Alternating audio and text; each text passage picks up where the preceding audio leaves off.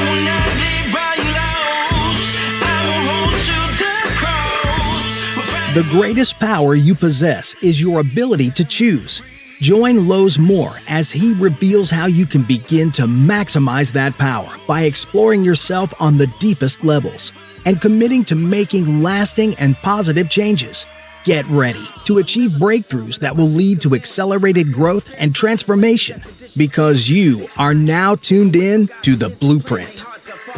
Why the actions contradict the lamb. I'm fellowshipping when I'm with the fam. That's more relations, that's foreign and foreign.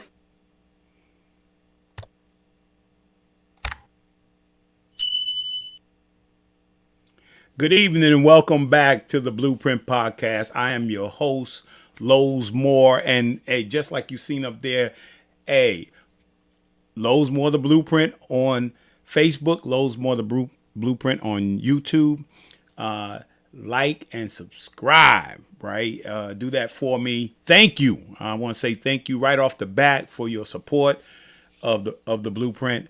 Man, I love you guys, man, and we're back for another episode of the Blueprint, and check this out. Let me start out right now, man. I mean, we've been in sports heaven for a while now. You know, I was telling somebody the other day that, man, I don't know.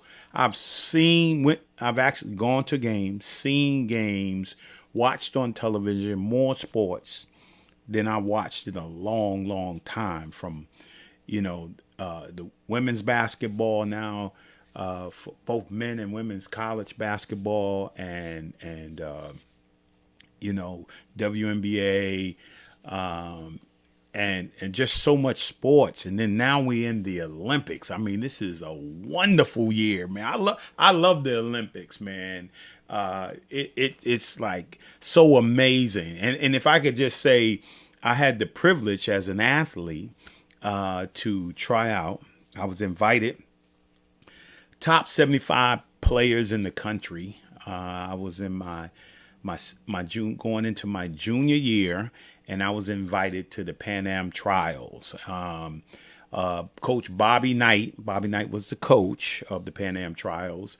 Of course, guys like Isaiah Thomas coming out of high school, going in as a freshman to Indiana University, made the team. Cal Macy, Dow Griffith, you know, a lot of guys like that. But they were in the Pan Am trials. Frank Johnson, Kevin McHale, Mark Aguirre. I mean, all these guys were in the Pan Am trials. Sam Clancy, Buck Williams, Ralph Sampson.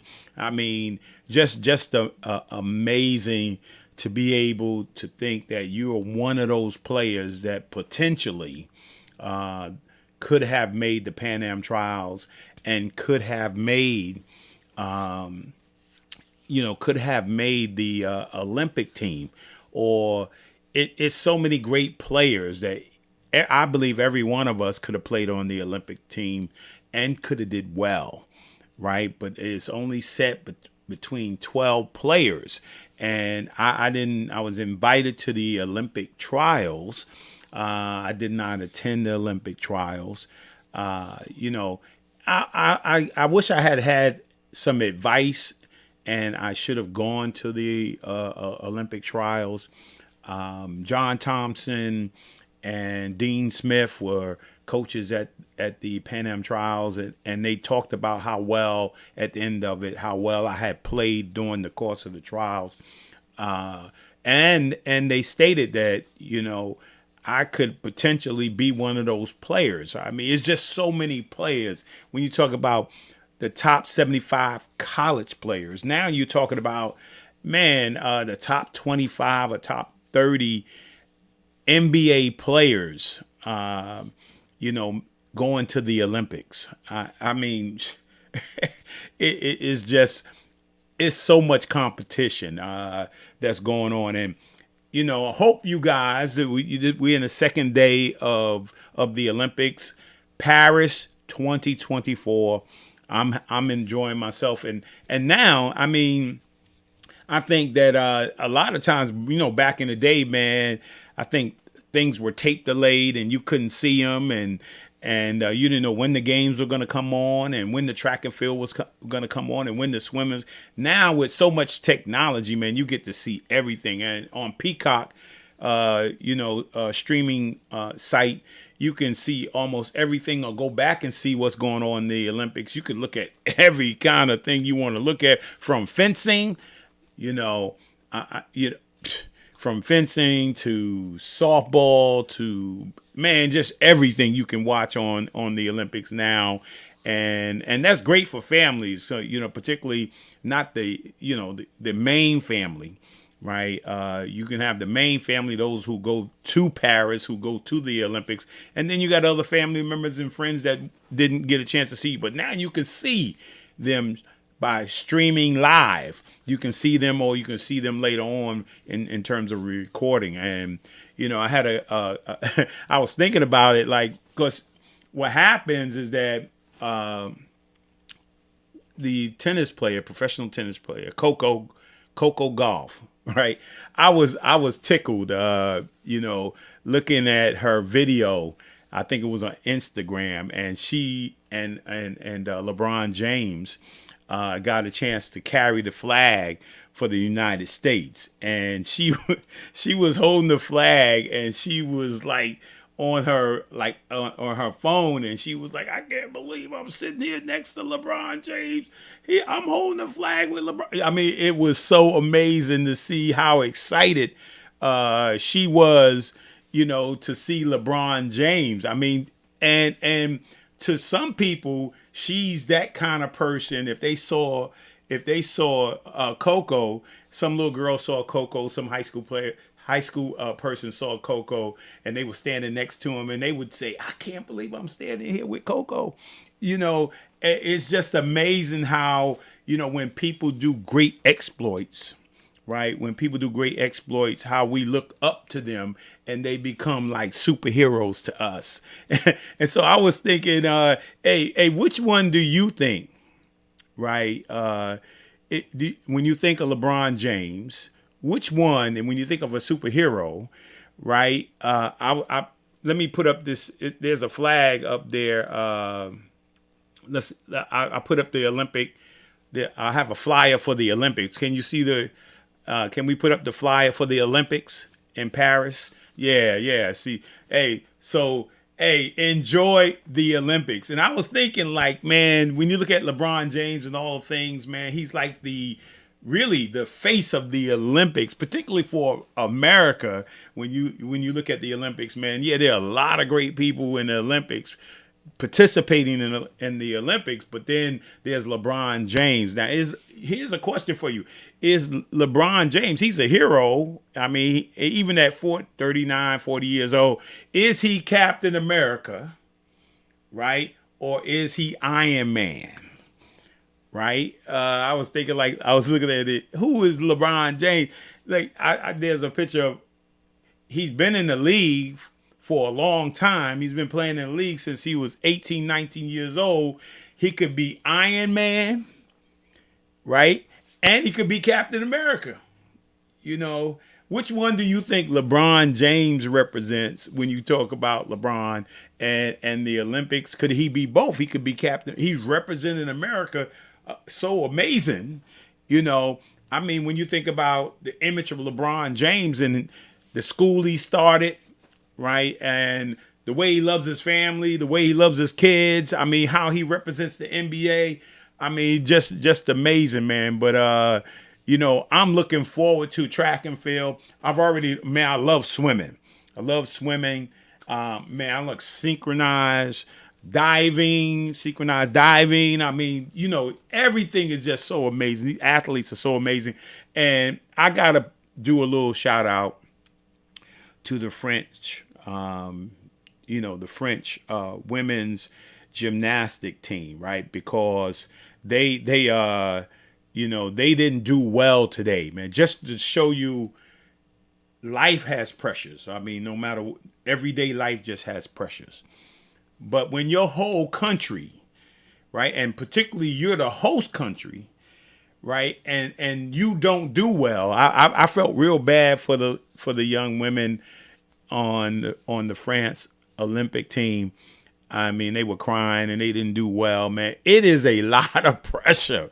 I mean, you being the host team and the pressure of representing your country, right, at the highest level, right? And they didn't do well, and they didn't get into any team events further, and they didn't get into any individuals, which has got to be tough for the host country.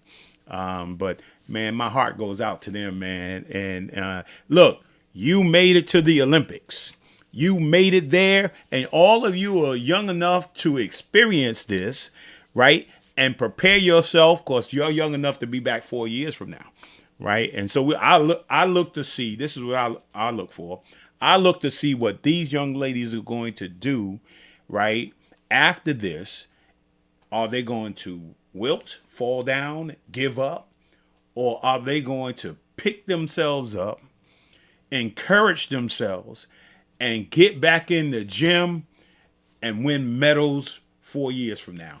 Not just medals 4 years from now, but the championships going forward from now. Sometimes this is just a motivator, right, to make you go to another level, man.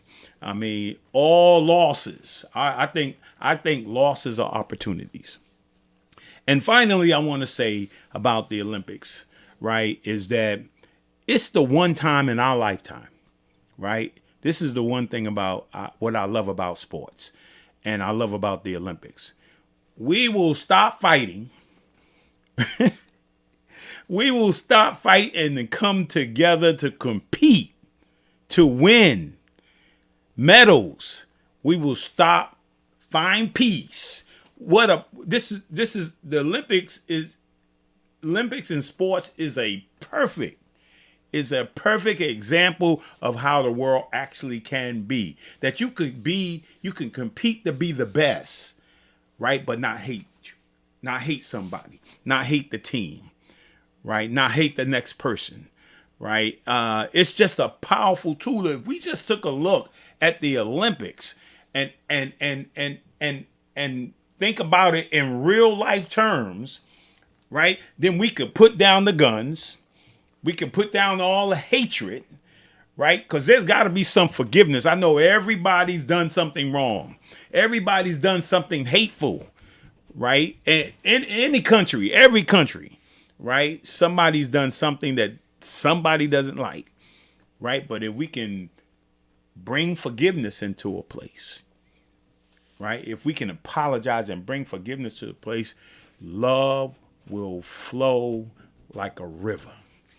Right. And I'm just, that's why I most like the Olympics, seeing all these countries come together, right, and get together and speak to each other and hug to each other in spite of wins and losses and medals. That's my thing on the Olympics, right? Powerful, man, powerful. So let me move forward, right? Let me jump into my book of the week.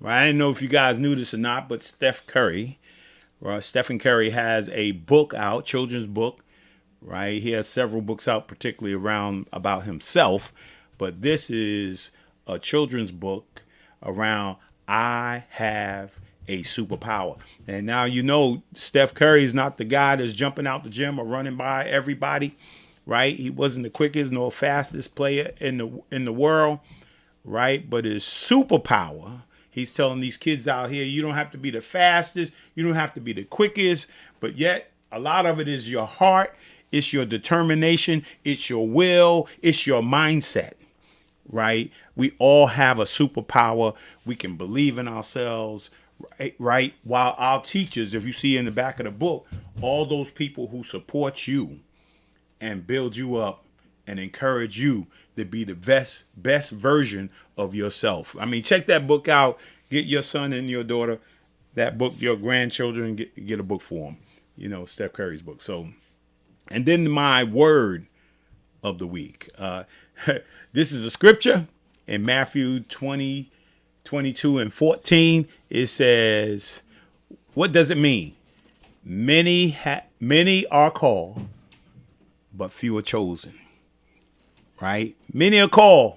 Everybody's called to do something, right? But in a particular situation, right, sometimes people are chosen out of the multitude to be a little bit better and to apply more pressure or to be that person of purpose that will be a leader to lead us forward. And many are called, but few are chosen. The word is chosen.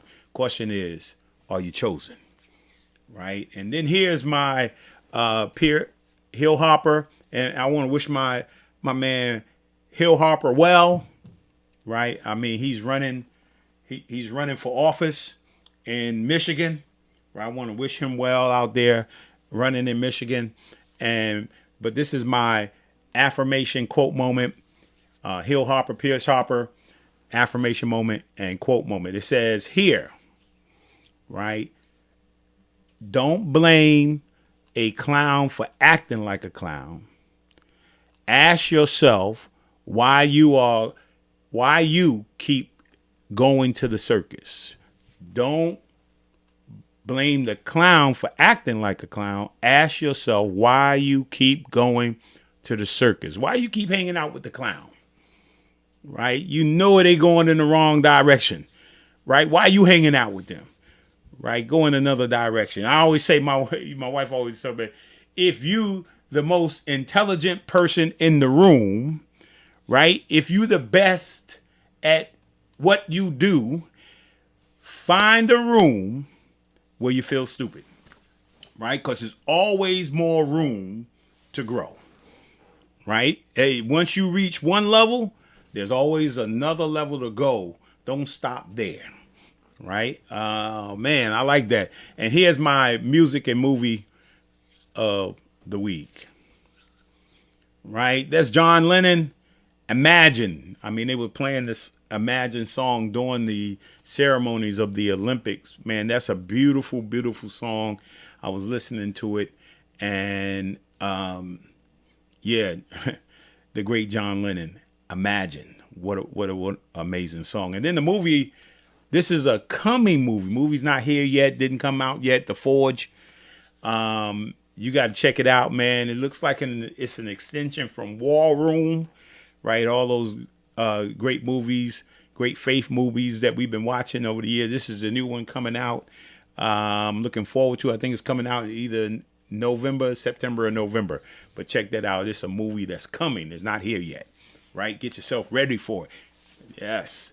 And then my person of the week is LeBron James, right? I had the privilege and opportunity to spend about 6 weeks during the Battleground. LeBron James was the host of the Battleground. I was a coach of the New York City basketball team in the Battleground, along with Ben Gordon, who selected me to be his coach. And of course, we won the Battleground, right? And LeBron was there, practiced with us, hung out with us, and I've had just a great experience with LeBron. LeBron forgets nobody, right? He was the person of the year for Sports Illustrated. He used to be the man of the year, woman of the year. He was the person of the year, and they honored Kareem Abdul-Jabbar. JB Smoove invited me to go down to the Barclays Center, and he was hosting the event, the Sports Illustrated event. After it was over, we were in JB's locker room, went over to LeBron's locker room, and man, as soon as he saw me, he said, "Coach, what you doing, man?" He forgets nobody, man. He's had an amazing career. It's still going on. I applaud him for endurance and longevity. I mean, just LeBron's just an awesome person, right? And an awesome athlete, and he represents a lot of us well. So, without further ado, let's get rolling here with tonight's show. Check out these highlights, and I'll introduce my guest right after.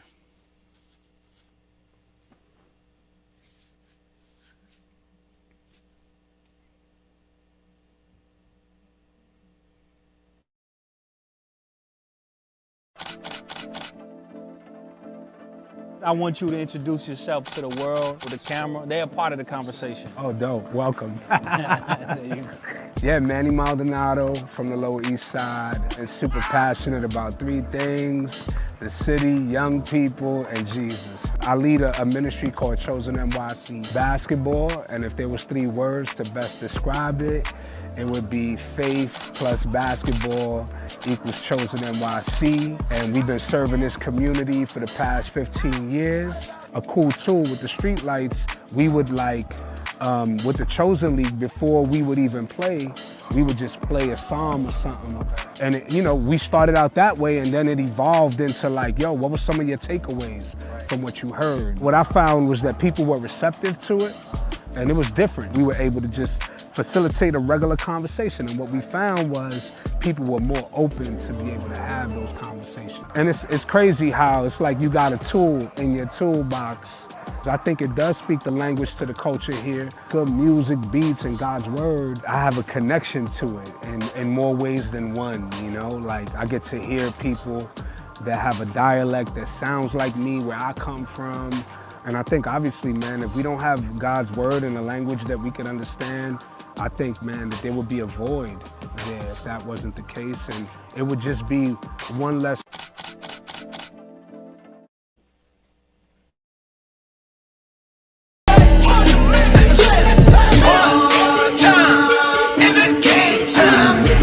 Don't quit. One thing that you don't miss.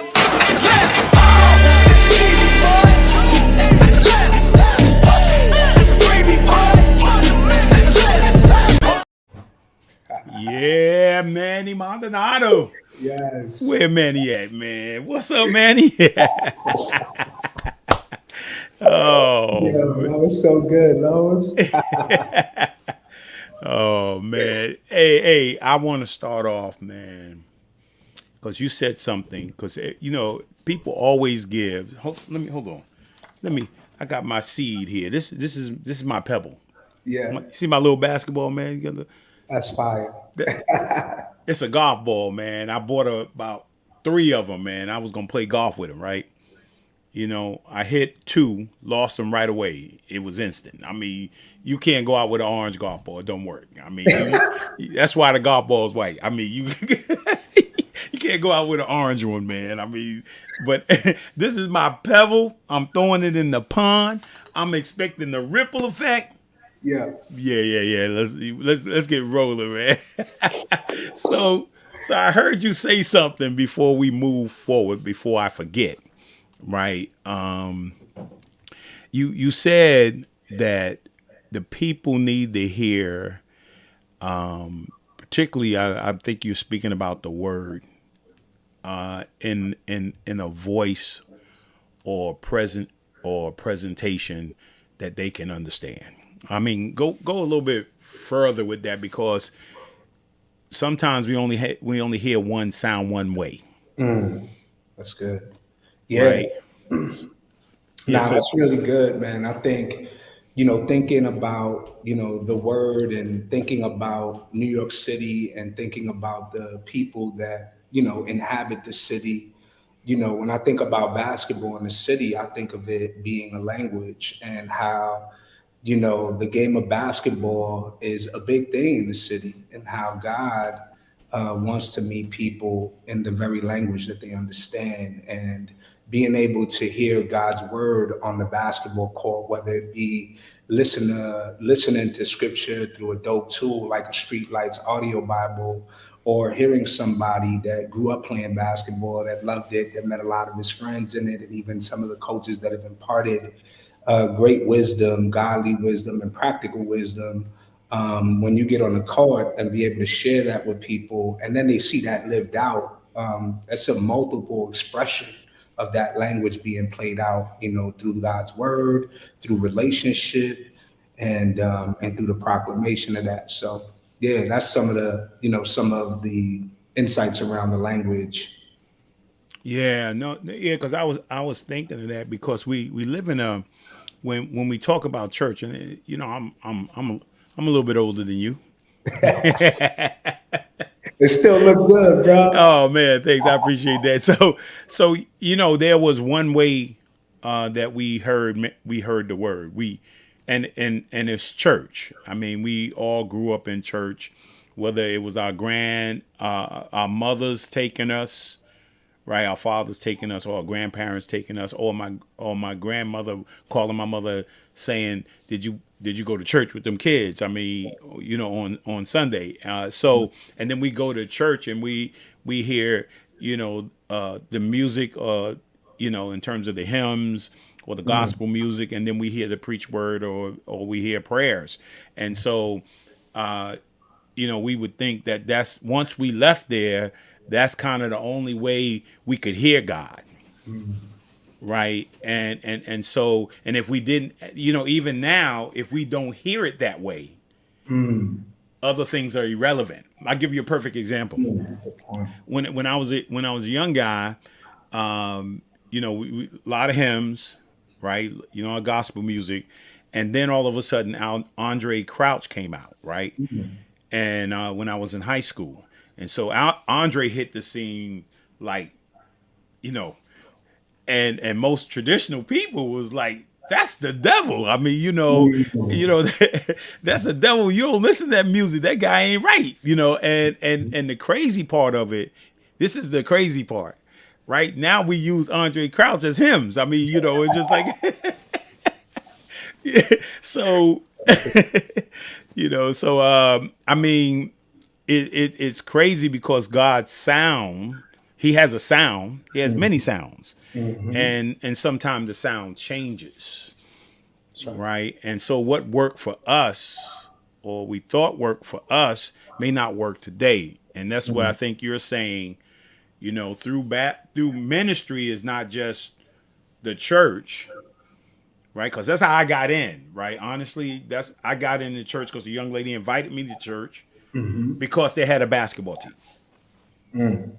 Now, I went to church because my mother made me go to church, right? But I found Christ because somebody led me to the church and I was playing basketball. Amazing. Right. So I'm saying there's so many spheres of influence, because what we're talking about, and I do the Blueprint podcast based on the 7 spheres of influence. Yeah.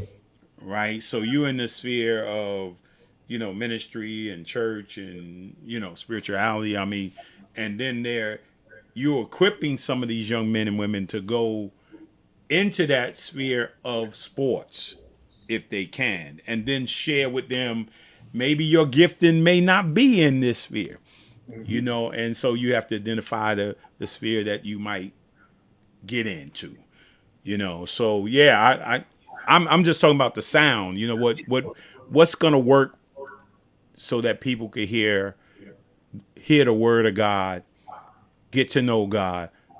What is the vehicle? What is the voice? What is the sound that's needed? Yeah, I think the sound is, basketball and, love. I think, sometimes, I think one of the things as it relates to, sharing God's word on the court, and Chosen being like a church on the court in a lot of ways.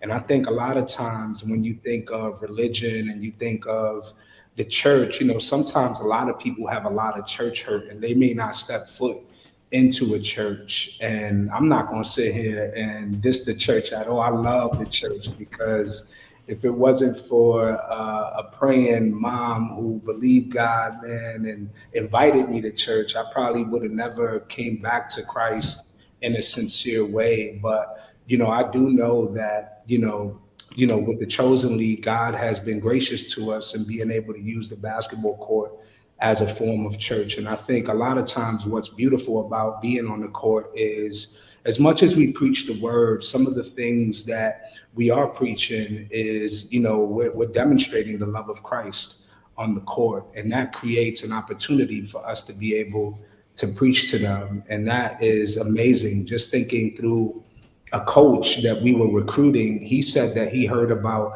the Chosen League because one of his friends said that he came back to Christ through the Chosen League, and that, he thought that, this guy would be a good fit on our coaching staff, and his name is Coach Matt. Shout out to him. But if it wasn't for that seed of hope that was planted in that young player who like recognized I gave my life to Christ on the court, that guy would have never came in and coached. And now he's ministering through rap and encouraging young players on the court with the love of Christ and his word. Yeah, awesome. And you know, I want to digress for a moment, and because three things I like to focus on, and I like to get your thoughts on. Yeah. You know, the three things are the importance of family, right? And I heard you just mention your mom, Yeah. and what she did in terms of navigating you back that way, right? And so, you know, talk about family, faith, education, right? And talk about growing up, mom, dad, siblings, you know, and then lead into, you know, because you transition from that life of with your family into a life of your own family. So talk about that. Yeah, nah, I think, you know, in terms of my family, you know, I didn't grow up in a church home. You know, I grew up in the housing projects of the Lower East Side. And the way that I came to Christ was because I got an invitation to go to a camp called Camp Hope and Camp Joy.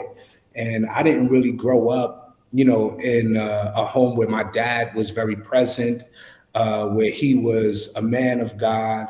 But you know, I love my dad. He's a hero. He's been through so much in his life. And but having a strong mom who went through some of the issues that there she is, picture, and put that up there. Having a mom like her who, you know, loved her son, sacrificed so much for me and encouraged me in life. And just was there as a source of encouragement during the toughest seasons. And then, you know, kind of that, you know, unfolding into my own life with my own children and what it means to be a father, even though, you know, my father wasn't as present as I wish he would have been in my life. But, you know, because of Jesus, I was able to forgive my father for the many things that he had encountered. And I think over the years, going to church and meeting different brothers and meeting different mentors, God has had a unique way of really using other men in my life to demonstrate you know, what being a man is. And to be honest, I'm still learning that. And I'm in a classroom regularly as I interact with my sons, and even as I navigate, you know, dealing with my wife and learning what it means to be empathetic, you know what I mean? As I look at that, you know, growing up in a home where, you know, we were told to not, you know, like stuff your emotions, your men don't cry, and learning, you know, through the church, through New Life Fellowship, the importance of emotional health and how that's connected to spiritual maturity. And I've been on a journey with that, and we have been on a journey, my family, and I'm still learning a lot, you know, about that, being a good husband and being a good father to my children. As I look at these pictures, it just touches my heart, bro. You know, I'm grateful. Fills me with a lot of gratitude, you know? Yeah, no. I hear what you saying, because here's the craziest thing. And me and my son was arguing the other day about this, but I was talking to him, and I was actually talking to probably talking to somebody else on the phone, but somehow he got in. I mean, you know, we started talking about it, and he was right and he was wrong at the same time, right? Because if you look in context, right, and you look when I grew up, right, so now my father is a father, right, and whether he said he loved me or he didn't say he loved me, he was my father. He gave birth to me, and then he was present for a while, and then he wasn't present. Right. So, but he was still my father. That's right. Right. So when you take that and you put it in 2024, and I'm part of the King movement, and I'm the chair of the chapter here in Westchester County chair. Of course, there's one in New York City as well, King movement chapter. And so I put out a question. I said, look, we're going to have a little meeting, a short meeting, Zoom call. And I put out the question, what's the difference between, we're going to discuss what's the difference between a father and a dad. Ooh. Right. So now I don't get that many men on, but for some reason that day I got 21 men on. Wow. Right. And as you know, we all know men don't talk that much. That's a fact. If we ain't talking about ball and women and stuff like that, there's a problem, right? So I asked the question, tell me what's the difference between a father and a dad, right? And I know they both the same. Yeah. Right? But then when you look at it today, they say, okay, somebody gave birth to me. That's my dad. That's my father. Right? And yeah, he may be in the house and he may be providing food and shelter and so forth and so on, but he never says he loves me, or he never hugs me, or he never spend time with me. Right? So they define that as a dad. Right? And the other as a father. Yeah, you gave birth to me and you may be providing resources for me, but there's no love. I mean, you know what I'm saying? Sure. Yeah. So when you talk about your experience with your dad, and then now being a dad, right? So you know what I'm saying. So right, you father. I'm a father. You're a dad, Yeah, right? definitely. So yeah, because when I look at the pictures, I'm like, oh, loving his wife, his sons. Man, y'all look like you're great. Everybody got great relationships when you look at the family picture, man. And that's really what God intended when you talk about the importance and power of family. I mean, so dive a little bit more into that whole family dynamic for me. Because let me say why. Because now it's not just your blood, that family that you're building, right? These young men and women that you're seeing on the basketball court, right? Now you're becoming a mentor, a dad, right? So talk a little bit about that, man. Yeah, it's so funny that you say that because, right now I've been looking to develop a discipleship framework as it relates to, we've been proclaiming the gospel here on the court, and with the communities that we serve in, the level of fatherlessness in the community. Out of 140 kids that are in the tournament that we do on the Lower East Side, I would say about 3 fathers show up on the court, which says a lot. Maybe there's a lot of different reasons why fathers don't come onto the court. Could be jobs, could be financial, could be prison. It could be a lot of different variables. But I would say that, in this season of my life, as it relates to walking out my purpose in Christ, sometimes when you take a level of faith and you step out into, uncharted places, and you're in a place of uncomfortableness, God allows things to happen. I wish I could tell you that my family was easy in this season of my life. You know what I mean? I think I'm learning a lot about being a father, being a husband, in this season as it relates to walking with my kids to the court, being in a place where I'm learning how to interact with my wife in a way where I'm not letting my flesh get the best of me, and I'm walking in the spirit. And, according to where I'm at in this season, if I'm honest, and because I want to be honest and I don't want to put up any kind of facade, a lot of people don't know this, but, I've been in a season where, my wife and I have been separated for some time. And it's been in this season of my life where I'm learning what it means to love someone, care for someone, care for my family in this season. And, I think a lot of times in the faith, sometimes, and I've wrestled with this, where people can say, it could be very black and white. And sometimes I could even feel judged from the people in the local church, because a lot of times people say if the dude's family ain't right, how could he serve? And then a part of you goes, man, where does spiritual warfare come into that? Where do these other factors come in?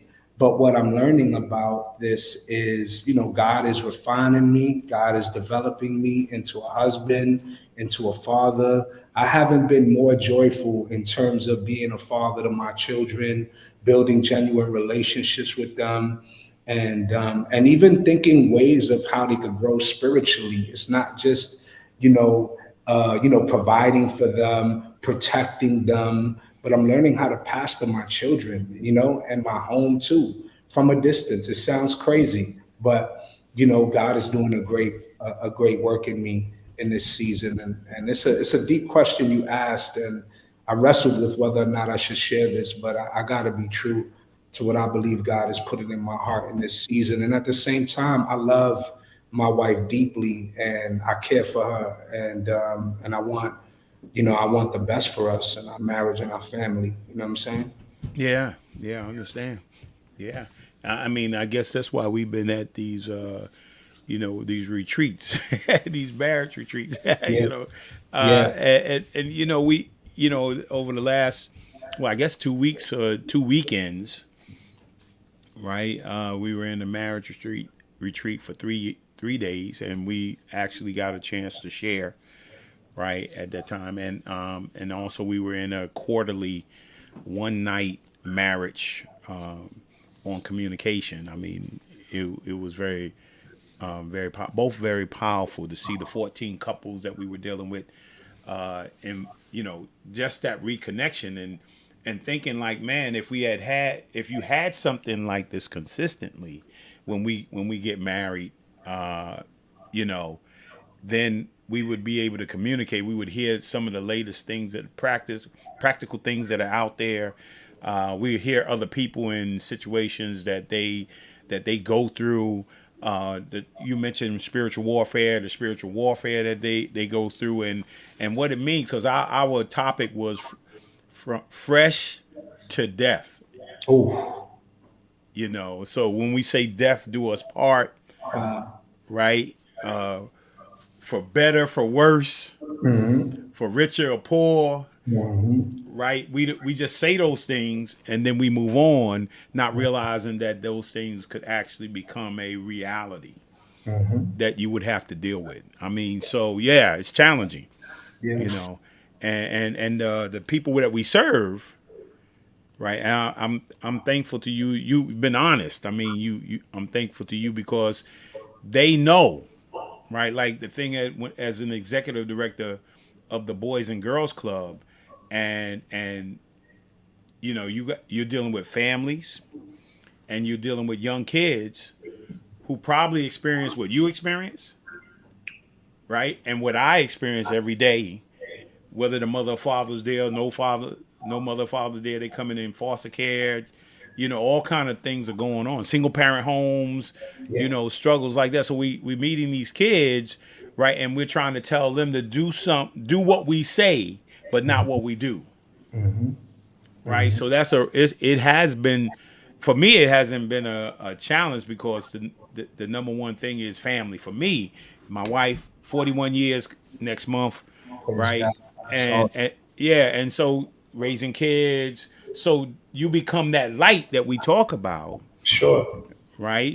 You want you to be the light. You want the coaches to be the light, because they will notice darkness regardless of, they will know whether or not you're true and right. You regardless, they just sense it in their spirit. Yeah.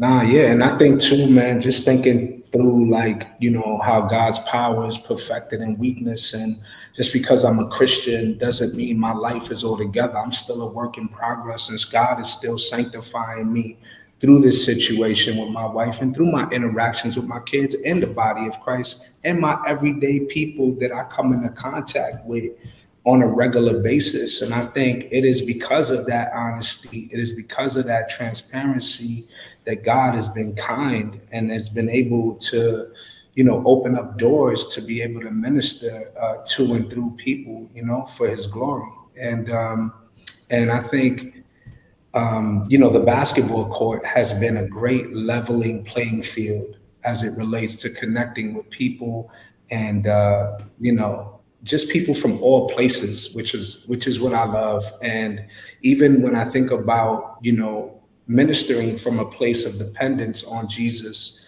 God is gracious and he has a way of even using people to be able to connect and restore other situations. You know what I mean? Like you'd be like, Lord, what the, you know what I'm saying?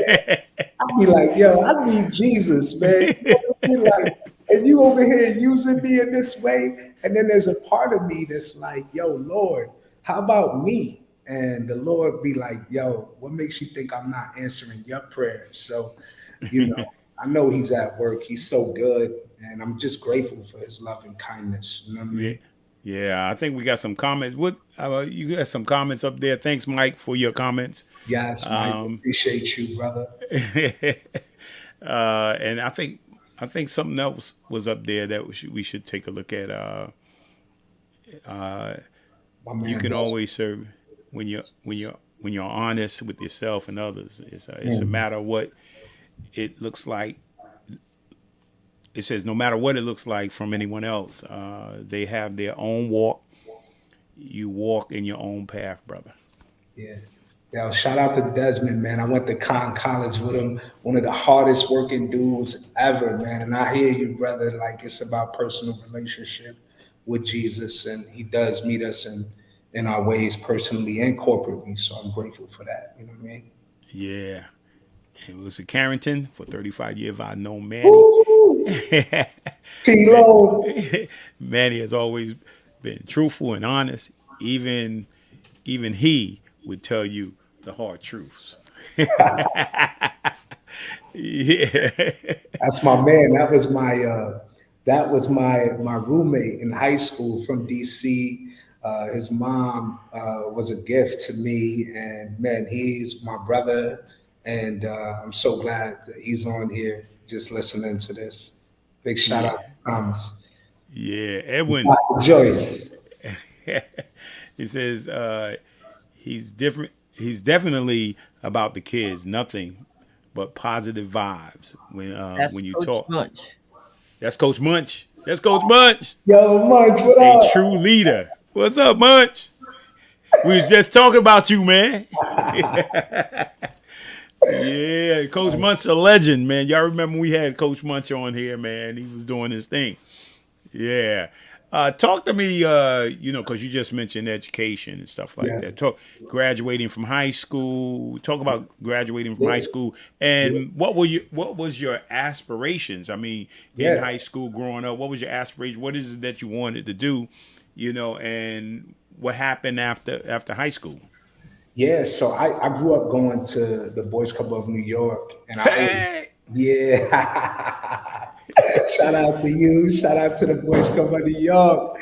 I don't know where I'd be if it wasn't for the Boys Club. Real talk, man. So I always dreamed about going to private school because one of my friends went to a school called St. Andrews in Barrington, Rhode Island. And when he came back, my man was like talking different, dressing different. I was like, "Yo, I want this, man." Like, and the Boys Club used to afford you to take an independent school placement test. And I wound up taking it and I did really well. At the time, the brother that was helping to place some of the students was a man by the name of Charlie Sikoriak. May he rest in peace. He was a gift to our community in the Lower East Side. And he had put me through the admissions process. And I remember signing my application. My mom helped me sign that thing. Yo, bro, when I tell you that the application had bad whiteout on it, like, it was like, I was like, ain't no way in the world this school going to accept me. You know what I mean? I hear you. My mom helped me, bro. And I remember, man, we sent it out. And my mom, one day, I come home and she's like, Manny, I got news for you, And she's like, you got into St. Andrews School. In the living room, we hugged. It was a dream come true, man. You know what I mean? And Yeah. I went to St. Andrews in Barrington, Rhode Island. That's where I met my brother, Tom Carrington, who was my roommate. and I got exposed to a lot of different things: soccer, basketball, baseball, cross country. Met people from different backgrounds, and I wound up getting a great education and wound up making All-State there in Rhode Island in the private school, NESCAC League, played some ball there. Shout out to Al Dobson, who was my high school coach. And then after that, just was thinking about, like, man, should I go to college? Where should I go? Was really taking basketball seriously. And I spoke to my man. Oh, yeah, he played for Kingman in DC. Yeah, Tilo. So my man, wound up, went back to the boys club, was like, I would love to do a postgraduate year. Wound up doing a postgraduate year at Northfield Mount Hermon School because I wanted to get some scouts looking at me, and wound up getting into a hard situation, wound up like pivoting and going to Conn College, where I played intramural basketball because the academics at Conn was a little bit challenging. Shout out to Desmond, my college brother. But, got my degree in economics. Yeah.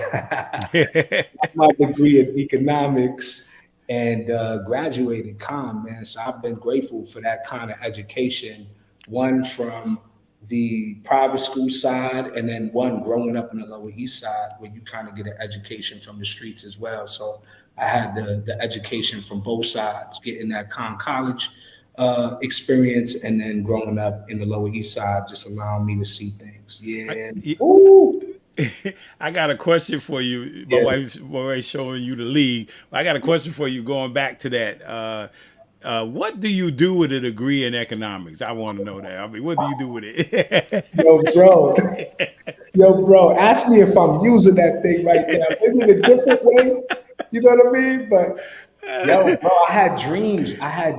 Yo, believe it or not, Lowe's, I had dreams of being a movie screenwriter because Spike Lee was my idol, bro. Like, just seeing that movie Do the Right Thing. Hold on. But you got a degree in economics. I'm trying to bring it Yo, Conn College gave me that aid, man. That aid came through in the clutch.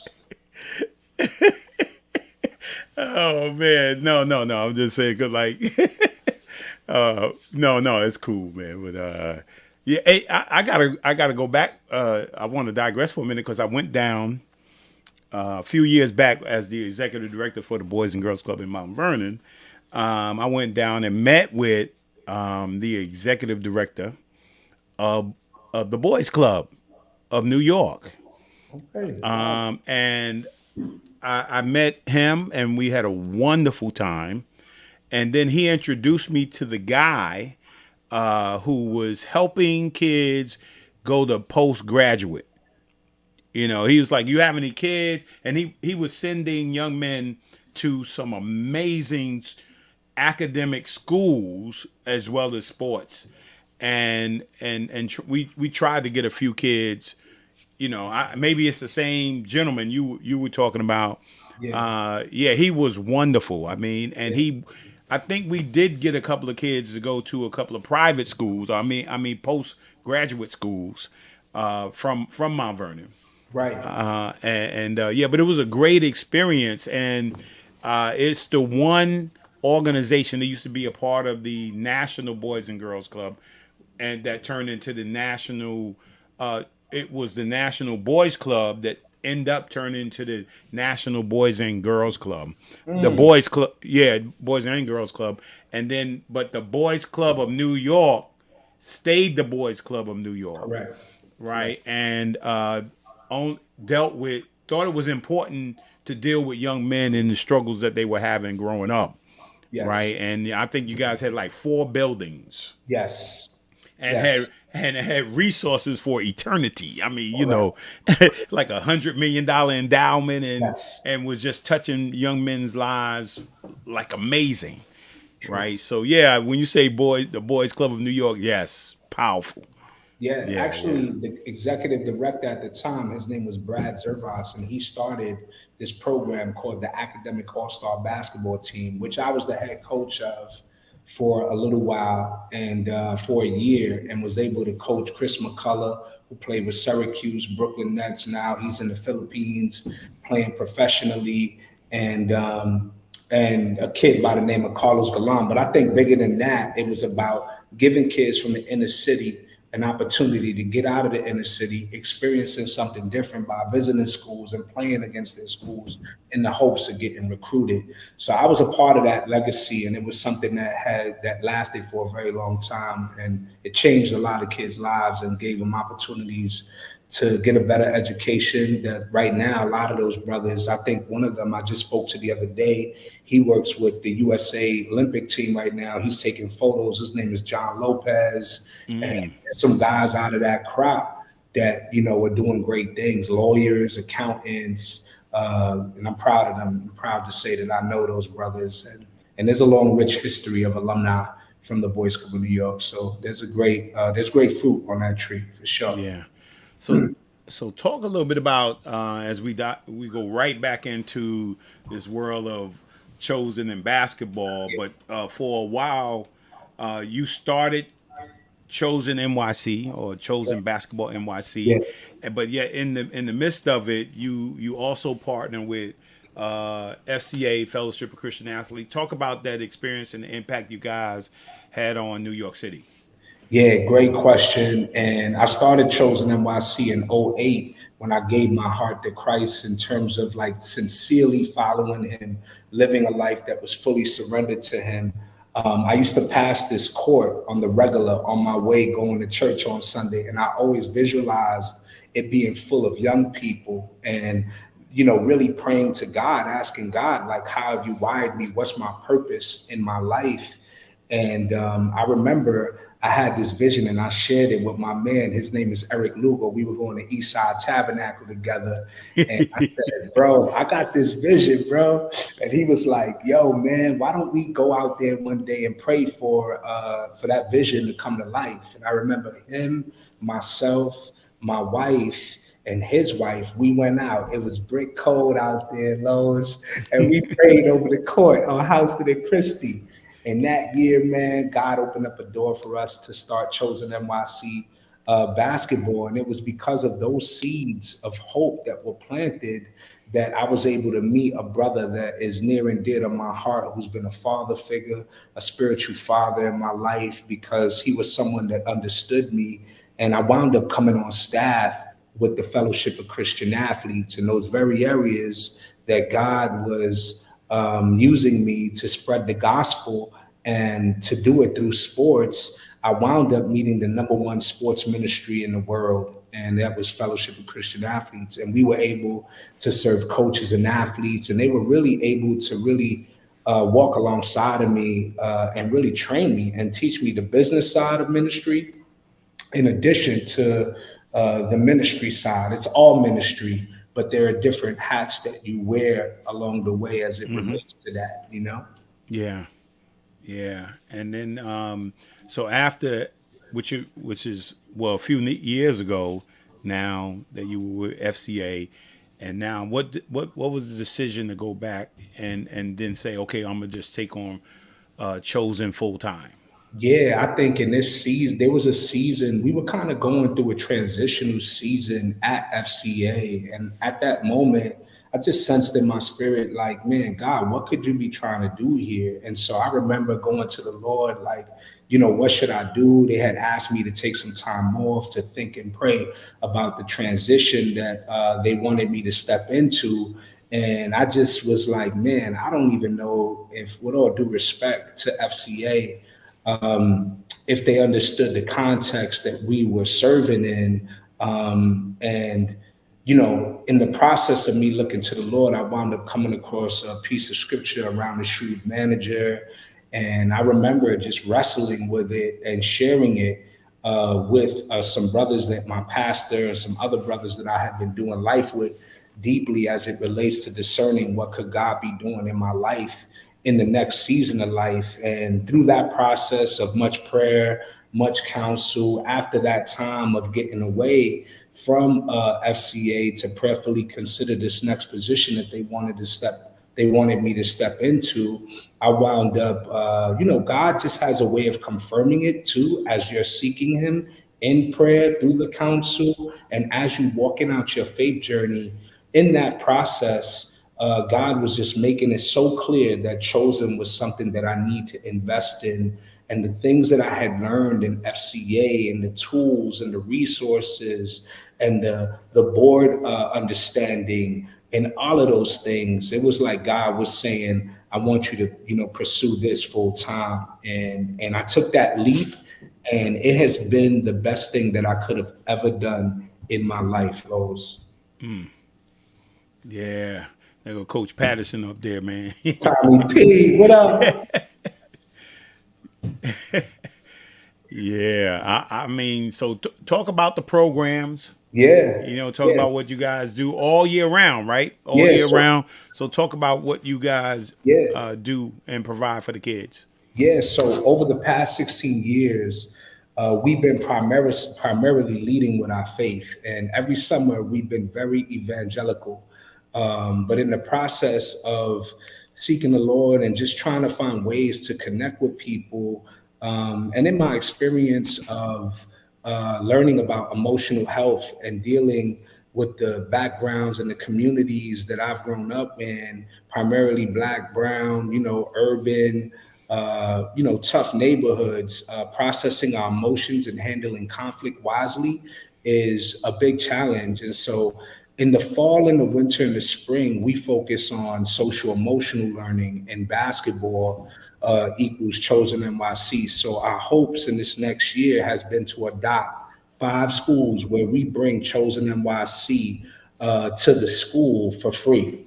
And part of that framework is skill development, a curriculum that we developed around social emotional learning, where it allows us to have conversations on the court, where some people learn well in the classroom, but some people learn better on the basketball court, right? And then having intramural type games where it's just fun with refs, where it gives a feel of, it's a real game. And our hopes in these efforts is threefold. Number one, to develop kids' skills in the game of basketball. Number two, teach kids how to process their emotions in a healthy way, because even when we think about spiritual formation and we think about maturity in Christ, you cannot be emotionally immature and be spiritually mature. So our hopes in these efforts is to navigate that and teach kids how to name their emotions, talk about them in a safe community, and in the hopes of giving them these tools and talking about it and thinking of ways to process that in a language that they understand through sport. When we're able to build those relationships in the fall, winter, and the spring, then we would have built that relational equity where we can then invite them to the Chosen in the summer, where our focus is more faith driven, even though everything we do is around relationship. But in terms of the proclamation of the gospel in the summer, we are preaching it unapologetically. I like that. Unapologetically, bro. Yeah, but you need to be in the school, Yes, because a lot of it is, and some, and I explain it when I explain the 7 spheres of influence, right? Is sometimes you have to be overt, where everybody knows it's going to be Christ all day, yes, right? But in some environments, right, you have to be covert, correct. right? So you have to go in, and you can't speak about God and faith and Jesus, right? And it is not. Most people think is about speaking about that all the time. No, it's about the example. It's about the manifestation of love, the fruit of the Spirit, which is love. How do we love people? How do we serve people? Right? Like you said, social, emotional development. Right? So it's helping build character, good attitudes, have integrity. All that is a part of your fruit of the Spirit. And you never said anything. It's godly. But you didn't mention God. I mean, you got to demonstrate those things, not talk about those things, right? So I see that what you're saying, but many of us think we got to go in there and tell people, hey, you going to hell, you need Jesus, no, you need to go in and be a light, and you need to serve, and you need to love people, right? Because you can talk about Jesus all you want, but be a bad example. right? So you want to make sure you be a good example, Correct. right? And as you deal with people and they see the integrity and the character that you have, which is godly. Correct. Yeah. Correct. That's spot on. Yep. Yeah. So and so, yeah, I like that. You know, because we need it, and we need to be in schools. We need to have men and women in school that have good integrity, good character, and they're serving kids and loving kids. Yeah. Right, with no agenda. You know, but all summertime, you're free. You come to the program. You get the ball out, Yes. and but you got to get faith too. You know. Correct. Correct. We sharing the good news. We loving on people, encouraging people, and our hopes is to bring Chosen to every borough and to 4 major cities. And the 4 major cities is Chicago, LA, Baltimore, and DC.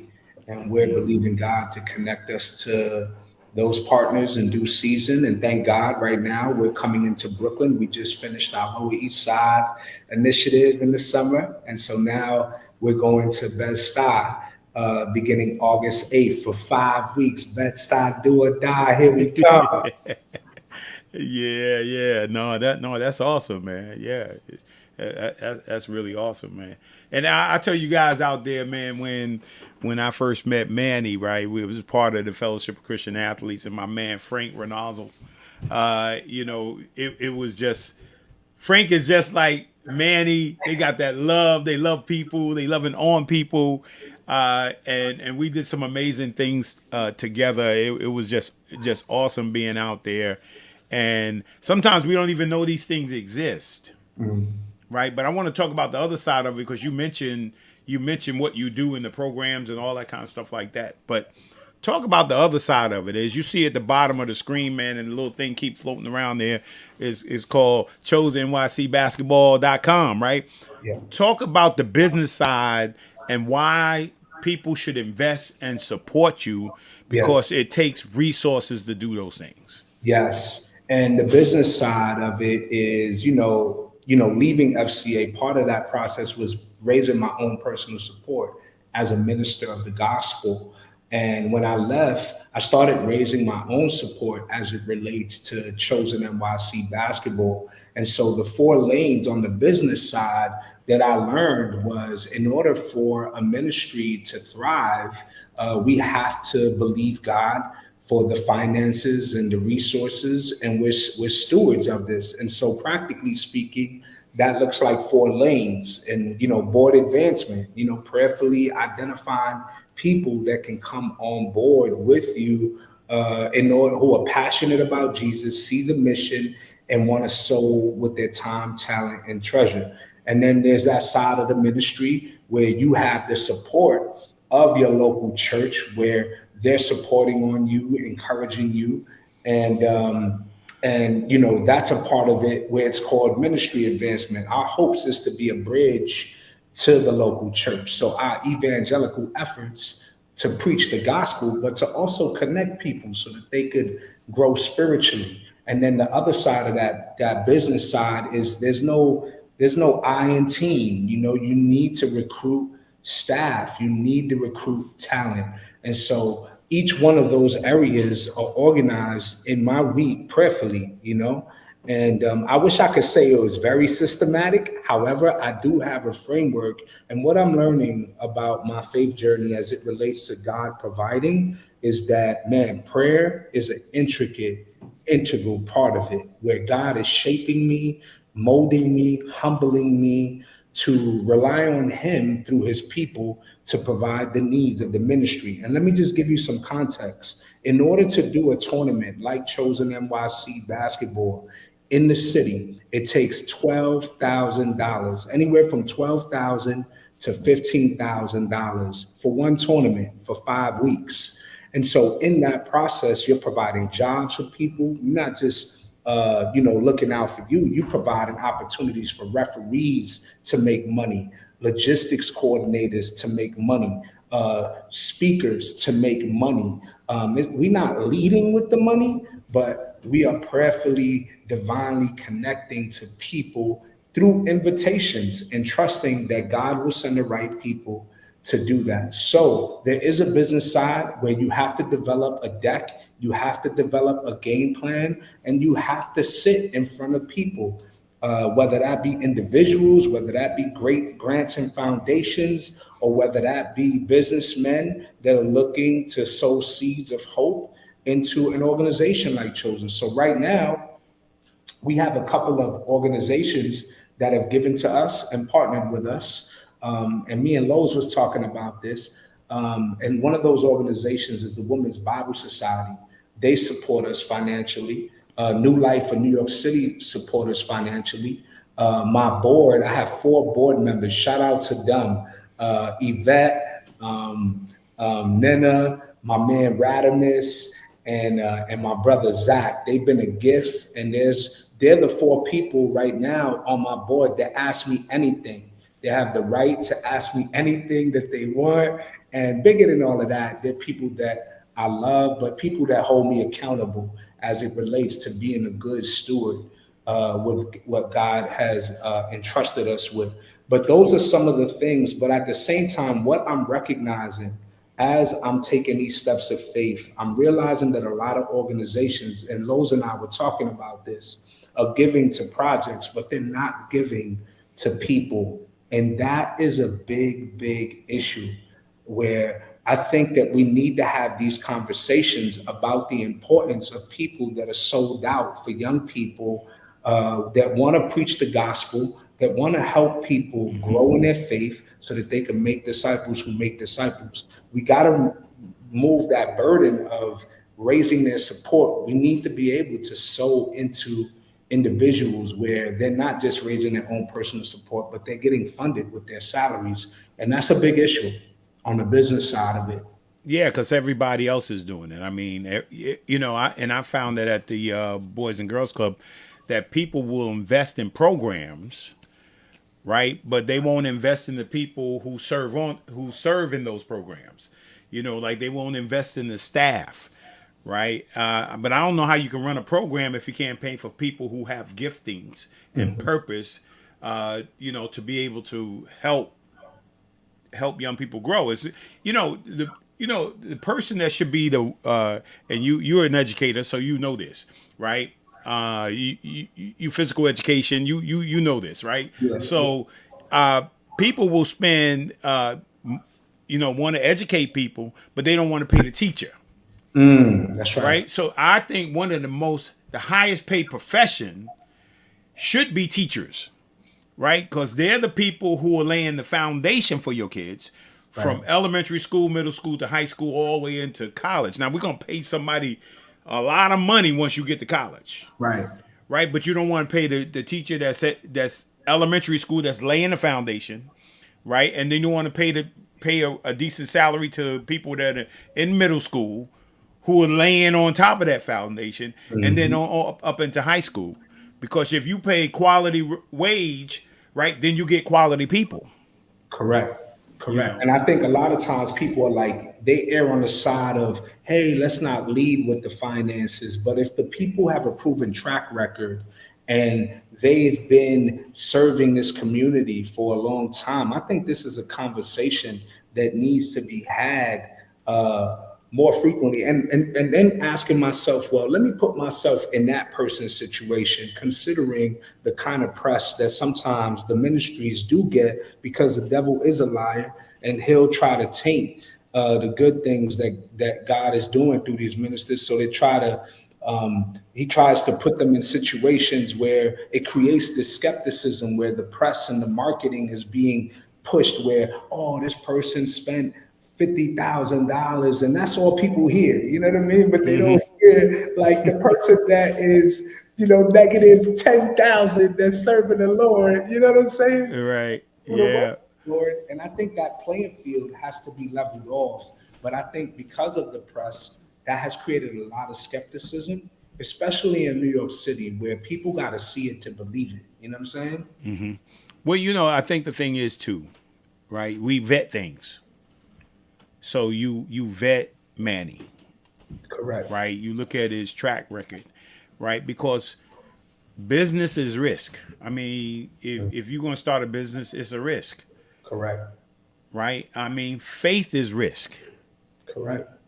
right? So everything is a risk, right? But at the risk of not doing it, right? How many young people, how many families do we lose because we won't invest in people? Right. And so I think those things are important. Before we go any further, I want to check out these a couple of testimonies here, man. We got a couple of testimonies, man, about what it is that Manny does, Appreciate you. Yeah.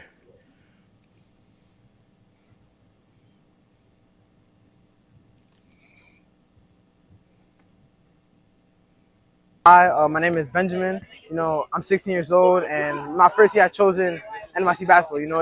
It's different. Being here is a different environment. Having Coach Manny here with us, talking about the word is, it's very good for the youth. Because now we don't get these chances. We don't get to be talked to. We don't get to be heard. So I appreciate Manny for this. I appreciate the community for coming together and having this tournament for us. And yeah, my first year at Chosen has been great.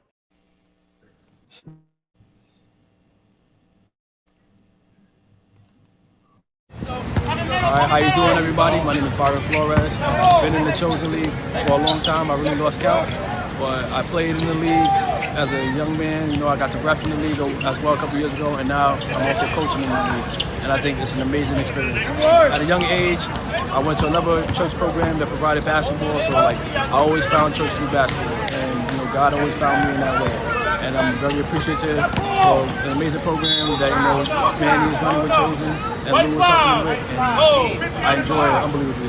The energy is great down here in the Lower East Side as well, so I can't imagine any other place I'd rather be to share my experience and to share my love for the game of basketball. Yeah. Nah, that is good, man. And you see all them great pictures, man, of all the kids having fun that we've been looking at throughout the whole podcast tonight, man. And yeah, I think you can use, if God gives you a gift, right, that it could be used for ministry. Teaching people to use their words. Teaching people through singing. Through acting. I mean, my daughters had an amazing experience, and I think life-changing experience going into middle school. You see some of these players of the week and stuff like that. That's pretty cool. Yeah. But my daughters had an amazing experience in drama. I mean, when they went to middle school, they got into the drama program, and if they were like literally. One of my daughters, we used to call her name is Sherelle. We used to call her Shirelle. She was always shy, right? But yet it brought something out in both my daughters, right? Being in the acting program and getting on stage and finding your feelings and all those kind of things like that brought it out. That's a ministry with those guys. I think his name was Marty, and I think I can't remember the other gentleman's name, but they were amazing with those kids, man. Roy. Yeah. Huh? Roy and Marty. Yeah. I mean, they were amazing, man. I mean, and so same basketball. If God, you can use basketball, dancing, all kinds of things God that has gifted you with or you experience that you can bring back to your community is very powerful. And I want to say thank you, man, for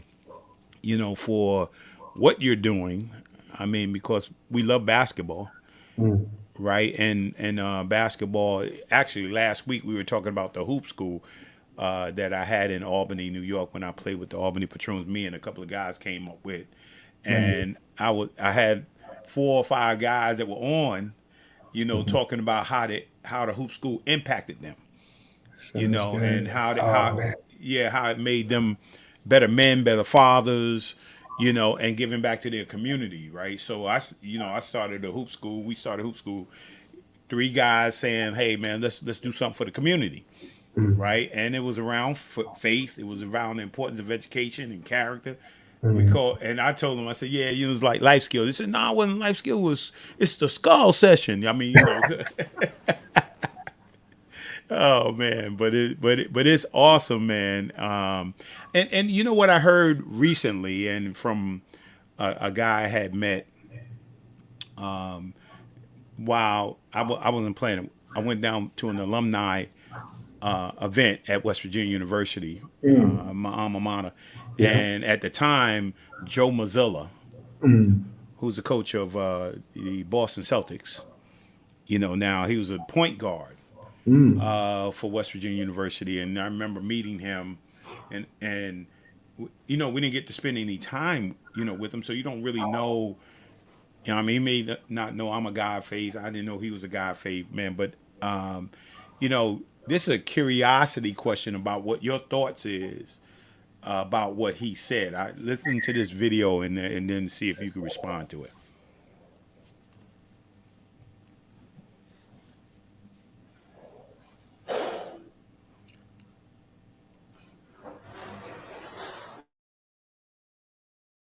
We have the choice to make to how we look at ourselves. We also have the choice to make to decide whether we're going to care about how people view us or how they don't.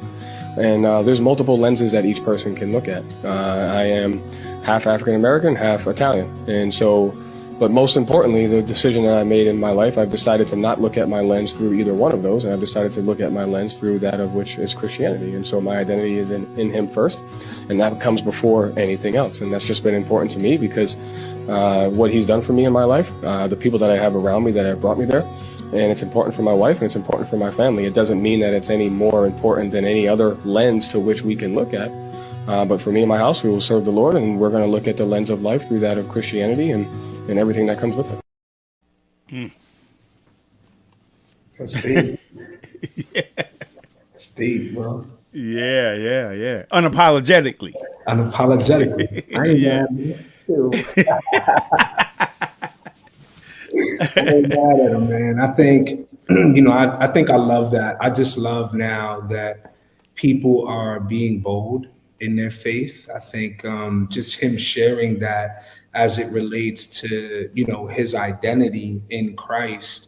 I think what I'm learning more and more is, if I sat here and I said that I didn't see color, then I wouldn't be seeing, God who created all people in his image. And that demonstration and what that looks like, it comes in a lot of different shapes and forms in terms of color. However, when you serve Jesus, we all become brothers and sisters in Christ. And we look through the lens of Christ because he loves us and we love him, and he calls us to love all people, no matter race, ethnicity, background, religion, but my identity is in him. And so to hear him share that, in the position that he's in as the head coach of the Boston Celtics, and being someone that's walking with players, encouraging players, some in the faith, some not in the faith. But I can only imagine the prayers that he lifts up on behalf of his players. And the fact that he gets to walk alongside of them is a gift. You know what I mean? Mm-hmm. To be able to share that is beautiful. Yeah, and then not be, the key is not be offensive to others who don't believe. Correct. Yeah. Right? Yeah, because we can judge. We should. And God doesn't put us here to judge. He puts us here to live. I mean, just live, love, enjoy, yes. Right? And, eventually the chips fall where they may. Correct. Mm-hmm. Yeah, I love that. That's so spot on. I think sometimes where we get it wrong is when we try to put, our expectations on other people that don't really know what it is to follow Christ. You know what I mean? Like, we're having them like, you're supposed to be behaving like this. Now, don't get me wrong. Morally, if there's something that's shaky, then, as a brother or sister, you address it. But our job is to love people and walk with people and encourage people and let them know we in this fight with them. You know what I mean? They're not alone, We with you in the game. You heard? That's right. And there's two things like I want you to elaborate on. The number one, where are you guys at right now? Right. Number two, how can people donate? Yeah, yeah, right? How can people support you, yeah. right? And then in the fall, what do you have going on in the fall? Number three. Yeah, that's really good. So where we are right now, we are getting ready to go into Bedford Stuyvesant, Brooklyn on August 8th. And it's 5 weeks. The games are going to be on Thursdays and the rain dates are going to be on Tuesdays. And just to kind of give you some context in terms of where we are, like I said, it cost about 15,000 to run a tournament like this. And, the gift is that we provide jobs for people, for refs, people that are involved behind the scenes. But at the same time, I'm raising my salary as well. So right now, our goal is to raise $500,000 this year. And we got the goal of 5 schools coming into the fall. As of right now, we have 2 schools that we've been able to provide services for free. And now going into the fall, we're going to be at PS 34, hopefully at the end of September. And we're launching a Chosen Athletic Club, which is like a discipleship framework where you could donate through chosennycbasketball.com. And the giving link is there, and it gives you different options in terms of how you can give. You can donate to a player for $50. You can sponsor a team for $500. You could sponsor a division for $6,000, and you could sponsor a tournament for $12,000. And then lastly, you can support me as a minister of the gospel monthly. And just to kind of give you some context in terms of how people have been giving, I believe that there is power in the individual donor. You know what I mean? People that give from the heart, God can multiply that 100-fold. And people have given to me anywhere from $5 to $500 a month. And that has been the range. And by the grace of God, I've been able to provide for my family. I'm still believing God for more. So if it does touch your heart to want to give to me monthly, I'm grateful for that. And if you want to give to a player or to a team to sponsor, please feel free to look to our website. It has all those different categories and how you can give. Yeah. Manny, it's been awesome, man. Yo, thank you, Lowe's, man. I love you, brother. You got an infectious spirit of Christ living in you, man. You're the biggest encourager I know, bro. And you a prayer warrior too, bro. Well, thanks, man. I appreciate it, man. And we've had some good times, man. We were at the we were down in the city. Oh, there go my man Donnell. Yeah, what up? Donnell was volunteering. Yes, he did. He had me come up to preach the gospel in Queens. Good brother. Uh-oh. That's my baby. And that's Baron Davis? Yeah, good dude, Baron, man. Good dude. Wow. I know. Your son probably don't even know who he was. He's like, who's that guy right there? Why he lifting me up? Very true. Very true. Oh, man. Hey, but maybe, let me know. Yeah, we were out at the, I got recognized yesterday. Amazing. Out there at the Holcomb Rucker Park. Yes. At Rucker Park, I was out there, and my son Isaiah was playing out there with the wheelchair basketball team. It was some high school players that were out there from different countries, right? A lot of legends out there. Stevie Burke and all them guys are out there. Gary Springer, they were out there, man. I played against Gary Springer and them. It was a great time, man. I was at the Rucker Park. Let me say this. I took a picture, of the buildings right next to the Rucker Park because people were sitting on the fence and people were sitting. I don't even know how they allowed it. Sitting on the ledges. They were sitting on the roof. And I was just imagining, man, back in the day, all them, from Julius Irvin, Dr. J was out there. All the legends was out there. We had some legends out there. Bill Plez and all these guys were out there playing, man, back in all the NBA legends back in the day. And I was telling the guy, man, I was having a flashback. Wow. I was standing in front of the playground. They used to have a bunch of like refreshment trucks, hot dogs, ice cream trucks. They were all lined up out there. If you come, you couldn't even get in because it was, get in the park. The park was packed and it ain't that big. Yeah. It's not that big. So I'm standing outside the park, with my mentor, Mr. Jones, may he rest in peace, my first coach. And we were standing there and the guy had a soda in his hand.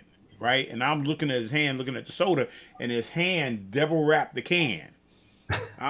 And I'm looking at his hand, and I'm tapping like Mr. Jones, like, look at his hand, And when I looked up, he looked down, and it was Connie Hawkins. What? Yo. Yeah, he was like, "Hey, what's up, young fella?" Wow, he's a legend. Yeah, but yeah, man, I want to thank you, man. And man, I'm gonna have to try to get out there when you were down in the boroughs. I tell you this, when I was a young kid, man, my dad's sister lived in Brooklyn with her husband, my Uncle Aaron. Yeah. And she had a bunch of kids. I mean, a lot of kids. I mean, all my cousins, right? And my sister lived in Brooklyn, Bed-Stuy. And every Saturday, man, my mom and dad used to pack us up and we go to Brooklyn, and every weekend, Friday, Saturday, come back home Sunday. Wow. Yeah. So we may have to get out there. Send me the information, man. We have to come out there one day and check out the games. Would love that. Yeah, yes, sir. That. Absolutely. So, again, thank you. Any final comments before we jump off here? Yo, thank you. Thank you to you and Miss Moore. God bless you. And may he just continue to just use you guys to spread his love and his kindness to others. You guys are a gift. Thank you. Yeah, we got to see some more girls out there, man. We got to get them girls out there. Yo, so I got to tell you this. I don't know if you know JC Pro Classic. We just sponsored her tournament. She has it out here in the Lower East Side. She used to be with Kenny Grams on West 4th. Would love for you to come out and check that out. I just finished leaving her today. That takes place at Thompson Square Park too. So that'll be going on next Saturday if you wanted to come out to that and just check that out. That's more character enrichment focused, but God has been doing some great things in her life as it relates to going deeper in her walk as a commissioner of a league. So yeah, FCA sponsors too. So we're both sponsoring them.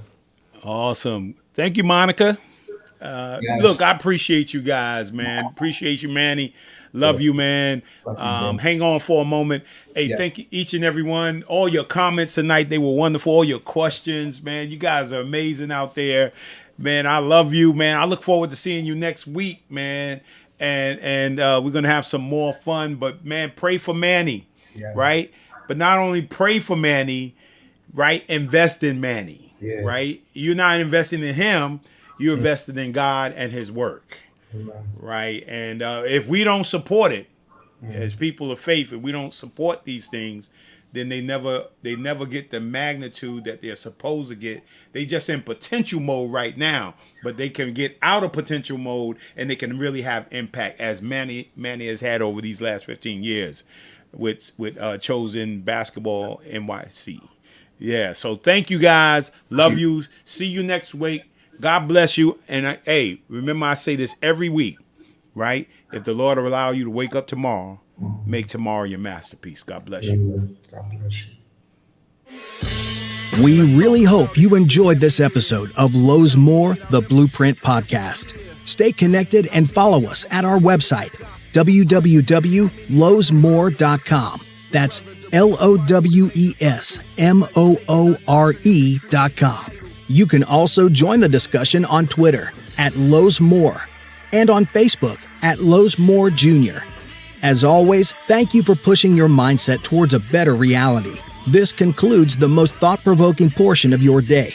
Don't forget to like and subscribe to this podcast to stay fully up to date with everything we're up to. Until next time, be kind to yourself and each other. What they teaching is a joke. I ain't buying it like I'm broke. Insufficient funds for insignificant.